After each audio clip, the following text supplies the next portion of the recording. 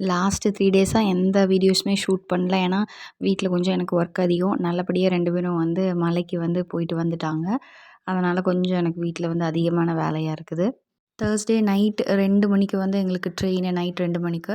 So, அதனால ஈவினிங்கே எல்லா செடிக்கும் வந்து தண்ணி ஊத்தி விட்டுட்டேன். ஏன்னா 2 நாள் நம்ம அதுக்கு தண்ணி ஊத்த போறதில்ல.